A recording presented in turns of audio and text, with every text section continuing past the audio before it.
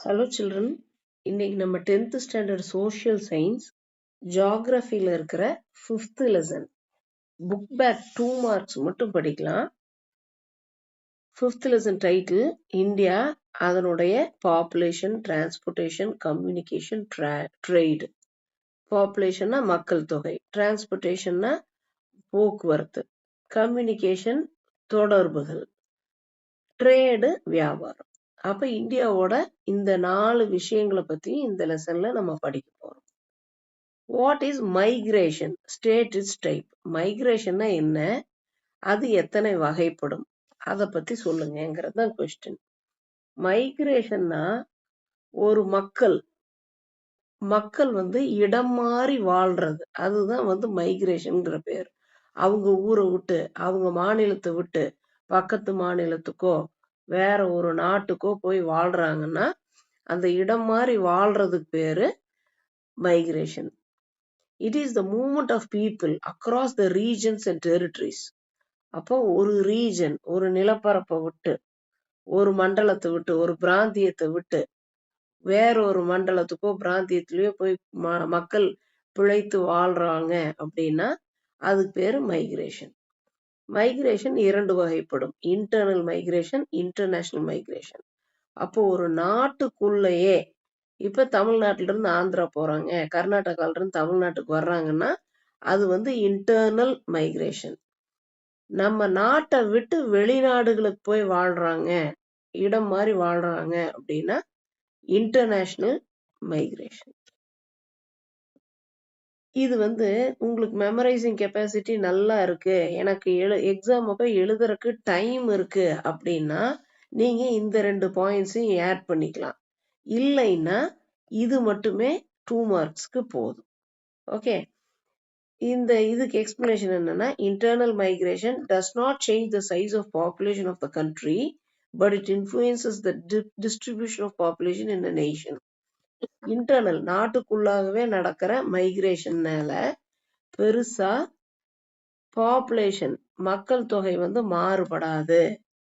ஆனா மக்களோட டிஸ்ட்ரிபியூஷன், ஒவ்வொரு இடத்துல கான்சென்ட்ரேஷன் ஆஃப் பீப்புள் அப்படின்னு சொல்லுவாங்க இல்லைங்களா, அந்த டிஸ்ட்ரிபியூஷன், விநியோகம் மாறுபடும் அப்படிங்கிறது தான் இந்த பாயிண்ட்டுக்கான meaning. International migration does not have much impact on the population of a country. ஒரு நாட்டோட மக்கள் தொகையில இன்டர்நேஷனல் மைக்ரேஷன்னால போறவங்கனால பெரிய பாதிப்புகள் கிடையாது. அதாவது பாப்புலேஷன், மக்கள் தொகை ரொம்ப எல்லாம் மாறுபடாது. இன்டர்நேஷனல் மைக்ரேஷன் போறவங்க ரொம்ப சதவீத வகையில கம்மி அப்படிங்கறது இதுக்கான explanation. Right any 4 advantages of railways. ரயில்வேஸ்னால இருக்கிற சாதகங்கள் என்ன, அதுல 4 சாதகங்களை சொல்லுங்க. பிளஸ் பாயிண்ட்ஸ் என்னென்ன advantages? It promotes national integration by bringing people together. நாட்டோட மக்களை ஒன்றிணைத்து அவங்கள ஒற்றுமையா வாழ வைக்குது. Bringing people together. It promotes trade, tourism and education. இது வியாபாரத்தை, சுற்றுலாத்துறைய, கல்விய மேம்படுத்தி கொடுக்குது, அதிகப்படுத்தி கொடுக்குது, வளர்த்தி கொடுக்குது. Railways help in bulky movement of perishable goods, commercialising agriculture sector. Railways அதிகப்படியான பொருட்களை டிரான்ஸ்போர்ட் செய்யறதுக்கு உதவுது. இந்த இடத்துல இருந்து மற்றொரு இடத்துக்கு கொண்டு போக உதவுது. அதிகப்படியான பொருட்கள், எந்தெந்த பொருட்களை? பெரிஷபிள் கூட்ஸ் சீக்கிரமா கொண்டு போய் சேர்த்துறதுக்கு உதவியா இருக்கும். பெரிஷபிள் கூட்ஸ்னா சீக்கிரம் கெட்டு போகக்கூடிய பொருட்கள், அழிந்து போகக்கூடிய பொருட்கள். தயிர், பால், கீரைகள், காய்கள், அதெல்லாம் perishable goods. Commercialising agriculture sector. இப்போ விவசாய பொருட்களை கூடிய விரைவில் ஒரு இடத்துல இருந்து இன்னொரு இடத்துக்கு அனுப்பி வியாபாரம் செய்து பணம் சம்பாதிக்க வழிவகுத்து கொடுக்குது. அதுதான் கமர்ஷியலைஸ் பண்றதுக்கு ஹெல்ப் பண்ணுதுன்னு அர்த்தம். Railways பேவ் way for economic growth. இந்த வகையிலெல்லாம் உதவிகரமா இருக்கிறதுனால ரயில்வேஸ் பொருளாதார வளர்ச்சி அடையறதுக்கு வழிவகுத்து கொடுக்குது. பேவ் வே அப்படின்னா வழிவகுத்து கொடுக்குதுன்னு அர்த்தம். Write a note on pipeline network transport in India. Pipeline network டிரான்ஸ்போர்ட்டை பற்றி ஒரு குறிப்பு வரைங்க. பைப்லைன் நெட்வொர்க்னாலே அது ஒரு போக்குவரத்து முறை, பைப்புகள் வழியா. ஓகே, அப்போ pipelines provide a very convenient mode of transport to connect oil and natural gas fields, refineries and to the markets.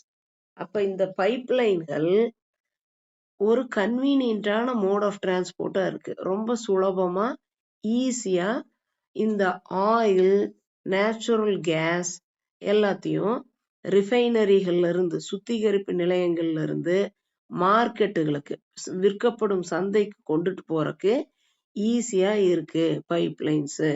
இதுதான் pipeline network. Nowadays, solids can also be transported through a pipeline when converted into a slurry. இப்பெல்லாம் சாலிடுகள், திடப்பொருட்களை கூட pipeline வழியா ஸ்லர்ரியா மாத்தி, ஸ்லர்ரினா நம்ம இந்த கட்டடம் கட்டுறக்கெல்லாம் கலவை மாதிரி பண்ணுவோம் இல்லையா, அந்த கலவை மாதிரி இருக்கிற பொருளா மாற்றி இந்த பைப்லைன் வழியா திடப்பொருட்களை கூட டிரான்ஸ்போர்ட் பண்ண முடியுது. The initial cost of laying pipeline is high, but subsequent running cost is minimum. முதல்ல இந்த பைப்பை லே பண்றதுக்கு, பதிக்கிறதுக்கு தான் ரொம்ப செலவாகும். முதல்ல பண்ற செலவு தான் அதிகமா இருக்கும். அப்புறமே அதை பராமரிக்கிற செலவுகள், ரன்னிங் காஸ்ட் எல்லாம் ரொம்ப கம்மியா தான் இருக்கு. Pipelines ensure steady supply of goods and reduces transshipment losses and delays. பைப்லைன்ல இங்க இப்ப இந்த நேச்சுரல் கேஸ் ஃபீல்டுல இருந்து மார்க்கெட்டுக்கு அனுப்புறோம்னு வச்சுக்கோங்களேன், ஒரு ஆயில, அது ஸ்டெடியா போகும். சப்ளை ஆஃப் கூட்ஸ் ஸ்பீடா கரெக்டான டைமுக்கு போய் சேரும். டிரான்ஸ்ஷிப்மெண்ட் லாசஸ், இப்போ ஒரு லாரியில் எடுத்துட்டு போய் ஆக்சிடென்ட் ஆகுது, பங்க்சர் ஆகும்போது டைம் ஆகுது, மாற்றி எடுத்துட்டு போகும்போதெல்லாம் கொஞ்சம் கொஞ்சம் எண்ணெய்கள் வேஸ்ட் ஆகுது, சிந்தப்படுது, அந்த மாதிரி எல்லாம் எந்த டிரான்ஸ்ஷிப்மெண்ட் லாசஸும் இல்லை. டிரான்ஸ்போர்ட் பண்ணப்படும் பொழுது ஆகிற லாசஸ் கம்மியா இருக்கு. டிலேவும் ஆகிறது இல்லை. இங்க ஸ்டார்ட் பண்ணி இந்த ஆயிலையோ இந்த கேஸவோ ஆன் பண்ணியோ ஊத்தியோ விட்டா இந்த பைப்லைன் வழியா தண்ணி மாதிரி ஸ்பீடா போய் சேர வேண்டிய இடத்துக்கு, சந்தைக்கு போய் சேர்ந்துரும். டிலே ஆகாது, நேர தாமதம் ஆகாது. இதுதான் பைப்லைன் நெட்வொர்க் டிரான்ஸ்போர்ட்டோட பிளஸ் பாயிண்ட்ஸ், அட்வான்டேஜஸ். ஓகே, இப்போ உங்களுக்கு ஈஸியா படிக்க முடியும், எக்ஸாம்ல டைம் இருக்கு எழுதுறதுக்கு அப்படின்னா இது ஆட் பண்ணணும்னு நினைச்சீங்கன்னா ஆட் பண்ணிக்கலாம் இந்த பாயிண்ட்ஸை. இது எழுதியே ஆகணும்னு மஸ்ட் இல்லை, அந்த 3 பாயிண்ட்ஸ் மட்டுமே போதும்.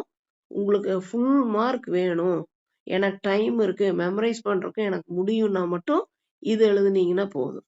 அப்ப இம்பார்ட்டன்ட் பைப்லைன் நெட்வொர்க் டிரான்ஸ்போர்ட் இந்தியாவில் என்னென்ன இருக்கு அப்படின்னா, oil field in upper Assam to Kanpur, அசாம்ல இருந்து கான்பூர் போகுது.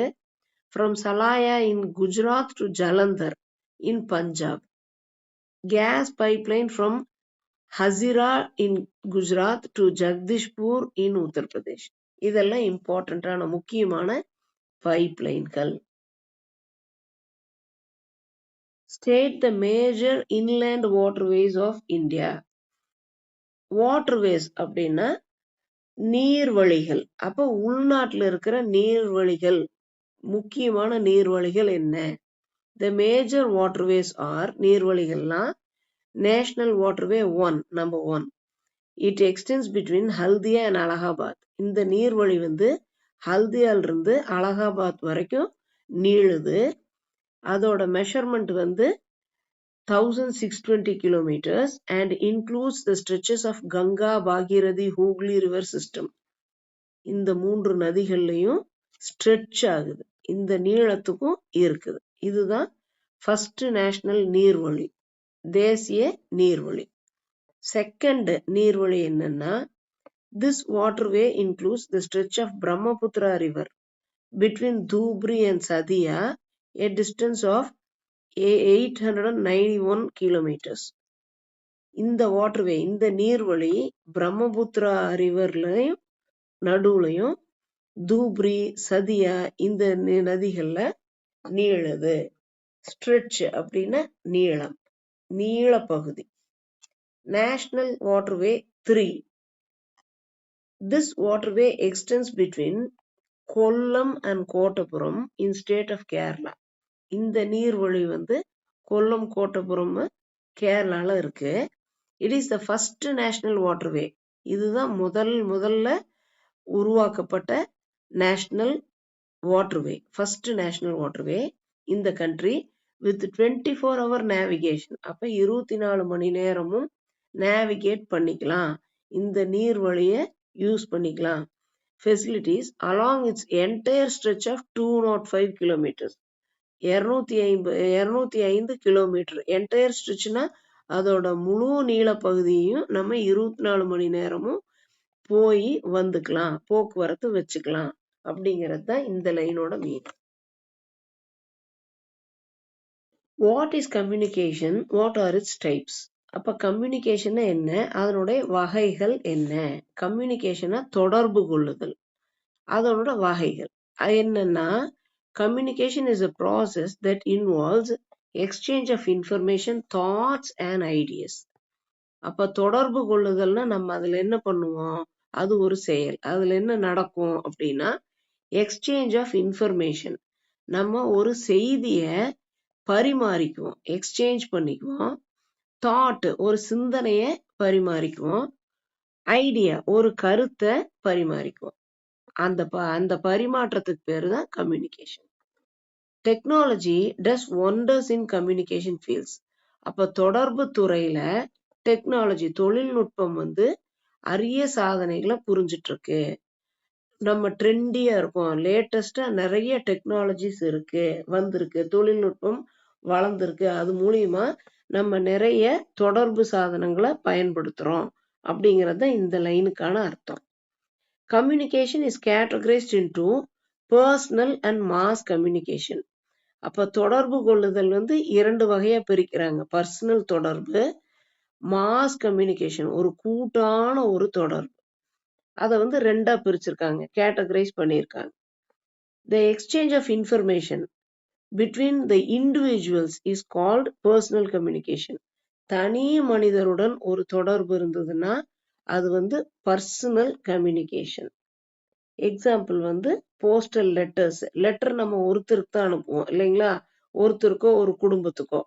டெலிஃபோன் ஒருத்தர் கூட தான் பேசுவோம், மொபைல் போன்ஸ் ஒருத்தர் கூட தான் பேசுவோம். இது வந்து பர்சனல் கம்யூனிகேஷன், தனி மனித தொடர்பு. Communication that helps millions of people to get information at the same time is known as mass communication. அப்போ ஒரு தொடர்பு லட்சக்கணக்கான மனிதர்களை போய் உடனடியா சேருது, ஒரே டைம்ல சேருது அப்படின்னா அது வந்து மாஸ் கம்யூனிகேஷன். அதுக்கு example news papers, televisions, radios. Okay, now the 6th question. Define international trade. International trade அப்படின்னா என்ன? சர்வதேச நாடுகளோட வியாபாரம் செய்யறது international trade. Trade carried on between 2 or more countries is called international trade. நம்ம நாட்டு மாநிலங்களை விட்டு வேற வெளிநாடுகளோட நம்ம வியாபார தொடர்பு இருந்ததுன்னா அதுக்கு பேரு international trade. It is also called as external trade or foreign trade. Foreign countries கூட தானே நம்ம வியாபாரம் பண்றோம், ட்ரேடு பண்றோம், அதனால அதுக்கு பேர் ஃபாரின் ட்ரேடு. நம்ம நாட்டை விட்டு வெளியே போய் பண்றோம் இல்லையா, இன்டர்னலா இல்லாம எக்ஸ்டர்னலா பண்றாங்காட்டி அதுக்கு எக்ஸ்டர்னல் ட்ரேடுன்னு பேர். Export and import are 2 components of international trade. International ட்ரேடோட முக்கியமான அங்கங்கள் எக்ஸ்போர்ட்டும் இம்போர்ட்டும். எக்ஸ்போர்ட்னா நம்ம நாட்டுல இருந்து வெளியே நம்ம வியாபாரம் பண்றோம், ஏற்றுமதி பண்றோம்னா எக்ஸ்போர்ட். வெளிநாடுகள்ல இருந்து பொருட்களை நம்ம நாட்டுக்கு இறக்குமதி பண்றோம், நம்ம வாங்குறோம் அப்படின்னு இம்போர்ட். அப்ப இன்டர்நேஷனல் ட்ரேடுல தவிர்க்க முடியாத 2 அங்கங்கள் இம்போர்ட்டும் எக்ஸ்போர்ட்டும். இது பண்ணினாதானே இன்டர்நேஷனல் ட்ரேடே பண்ண முடியும். Waterways and airways play a vital role in this type of trade. அப்போ கடல் வழியாவும் வான் வழியாவும் நம்ம பொருட்களை ஏற்றுமதி இறக்குமதி பண்றோம். அதனால வாட்டர்வேஸும் ஏர்வேஸும் முக்கியமான பங்கு வகிக்குது. எதுல? இன்டர்நேஷனல் ட்ரேட்ல. Foreign currency is involved in international trade. வெளிநாடுகளோட வியாபாரம் பண்றதுனால வெளிநாட்டு பணங்கள் வைத்துதான் நம்ம இந்த வியாபாரத்தை செய்யறோம். ஃபாரின் கரன்சினாலே வெளிநாட்டு கரன்சி, பணங்கள், பணம். State the merits of roadways. ரோட்வேல இருக்கிற சாதகங்கள் என்ன? மெரிட்ஸ், சாதகங்கள், plus points. Roads play an important role in carrying goods and passengers for short, medium and long distances. ரோடுகள் முக்கியமான பங்கு வகிக்குது. எதுல? பொருட்களை கொண்டுட்டு போறதுலயும் மனிதர்களை ஏற்றி கொண்டு போறதுலயும் முக்கியமான பங்கு வகிக்குது. இந்த ரோட்வேஸ் நம்ம ஷார்ட், குறைந்த அளவிலான நீளங்கள், குறைந்த கிலோமீட்டர்ஸ், ஒரு 2 கிலோமீட்டர், 5 கிலோமீட்டர் ஷார்ட். இது ஷார்ட் டிஸ்டன்ஸ். மீடியம், ஒரு 100 கிலோமீட்டர், 150 கிலோமீட்டர் மீடியம் டிஸ்டன்ஸ், தொலைவு. லாங் டிஸ்டன்சஸ், ஒரு 500 கிலோமீட்டர், 1000 கிலோமீட்டர் லாங் டிஸ்டன்ஸ் கூட ரோட்வேஸ் நம்மளுக்கு உதவிகரமா இருக்கு. இது ஒரு plus point. It is highly suitable for short distance services. அப்ப இங்கிருந்து நம்ம கோயம்புத்தூர் போகணும், இங்கிருந்து ஈரோடு போகணும் அப்படின்னா நம்ம ட்ரெயின் பிடிக்கிறத, ஏரோப்ளேன் பிடிக்கிறத காட்டிலும் ரோட்வேஸ்ல காரோ பஸ்ஸோ போய்க்கிறது ஈஸியா இருக்கு, சூட்டபிளா இருக்கு அப்படின்னு அர்த்தம் இந்த லைனுக்கு. இட் இஸ் கம்பேரட்டிவ்லி ஈஸி, ரொம்ப சுலபமா இருக்கு. சீப், சிக்கனமா இருக்கு, செலவு அதிகமாகிறது இல்லை. To construct and maintain roads. அப்போ ரோடுகள் கட்டுறக்கும் அதை பராமரிக்கிறக்கும் ரொம்ப ரொம்ப ஈஸியா இருக்கு, சீப்பா இருக்கு. It can establish easy contact between farms, fields, factories and markets. அப்போ வயல்வெளிகளுக்கு, விவசாய நிலங்களுக்கு, தொழில் நிறுவனங்களுக்கு, தொழிற்சாலைகளுக்கு, சந்தைக்கு போறக்கு ரோடு ஈஸியா இருக்கு. It is cost efficient and is used by all sections of people in the society. அது செலவுகள் ரொம்ப குறைவா இருக்கிறதுனால, இப்ப ஃப்ளைட் டிக்கெட்டு, ஷிப் டிக்கெட்டை விட ரோடு டிக்கெட் ரொம்ப கம்மி இல்லையா? பஸ் டிக்கெட் ரொம்ப கம்மி இல்லையா? 100 கிலோமீட்டர், 50 கிலோமீட்டர் ரோடு வழியா போனோம்னா பெட்ரோல் டீசல் ரொம்ப கம்மியா தான் பிடிக்கும் இல்லையா? அதனால காஸ்ட் எஃபெக்டிவ், செலவுகள் கம்மியா இருக்கு, efficient. And it is used by all sections. எல்லா தரப்பட்ட மக்களும் சமூகத்துல யூஸ் பண்ற மாதிரி இருக்கு. இதுதான் இந்த கொஸ்டினுக்கான explanation. Okay, now we have covered the 5th lesson of geography. எல்லா ஷார்ட் ஆன்சர்ஸும் போஸ்ட் பண்ணியிருக்கோம். நெக்ஸ்ட் 4th, 3rd, 2nd எல்லாம் போஸ்ட் பண்றேன். இனிமே புக் இன்சைடும் லாங் ஆன்சர்ஸும் போஸ்ட் பண்ணுவோம். உங்களுக்கு இந்த சேனல் பிடிச்சிருந்ததுன்னா இந்த ஜெயந்திஸ் எஜுகேரை உங்க ஃப்ரெண்ட்ஸுகளுக்கு கண்டிப்பா ரெக்கமெண்ட் பண்ணுங்க. நீங்க சப்ஸ்கிரைப் பண்ணிக்கங்க, ஷேர் பண்ணுங்க. டவுட்ஸ் ஏதாவது இருந்தா கமெண்ட்ல கேளுங்க. Thanks a lot. Best wishes.